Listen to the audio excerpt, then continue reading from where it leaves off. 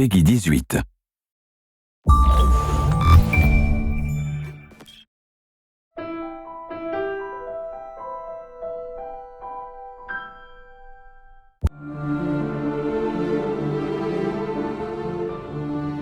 Assassin's Creed is really about history and credible world. We're playing with a history that is, without trying to spoil things, extends back, anywhere from 80 to 100,000 years from today and extends as far into the future as, we have time to make games. Two specifics about Assassin's Creed. The first one, it's a huge universe spanning across many different mediums with many different characters, events, locations.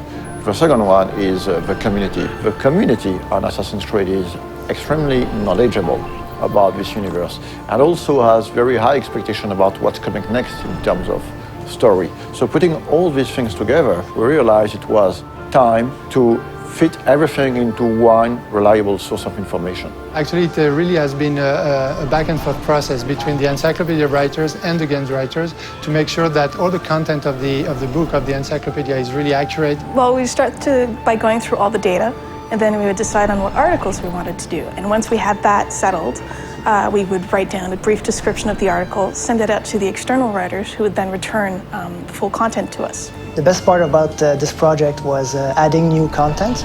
Every time you get a chance to work on a brand like Assassin's Creed, it just makes your day, We are covering and unveiling a lot of information on characters such as Altair, Ezio, Desmond Miles, Subject 16, but also new assassins such as Shao Jun.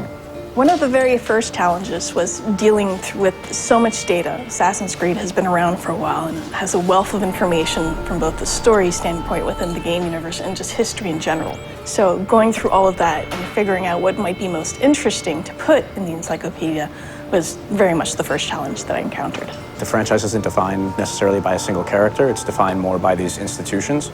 So we have the option of moving in and out of different historical periods, different geographical locations, different individual important events throughout human history. And so we have a wide variety of options, a lot of different material that we can mine for ideas and stories. Imagine this project as a huge puzzle with thousands of different pieces involving a lot of different people. We have tools to track all the narrative threads that we're creating. So we have database, we have Bibles, we have some visual guidelines. So my main role is to make sure everything fits together. So what we did was we tried to match specific kinds of content to writers whom we knew or figured would be interested in writing that kind of stuff. Some of the biggest experts on Assassin's Creed are actually within the community. So when the time came to start writing the encyclopedia, we realized it would be very good to try to seek one writers coming from the community. So I heard about the job writing for the encyclopedia on the UB Workshop website,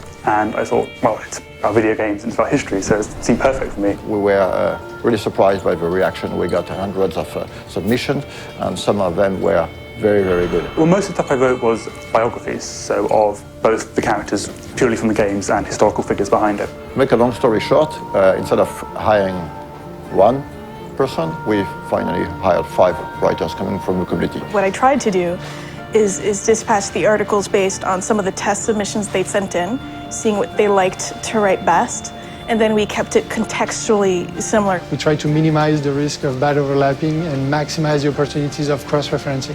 As for the design aspect of the encyclopedia, we worked with a local agency called Double Echo. They were crucial to the creative process. For example, during earlier discussions, we decided to only use production concept arts to illustrate the encyclopedia, as opposed to 3D renders or marketing assets. The role of concept art is very important in the conception of a game. During the early stage of conception, we work on very high-level concepts. So it's about a silhouette, a mood, skylines of the city, treatment for the characters, colors.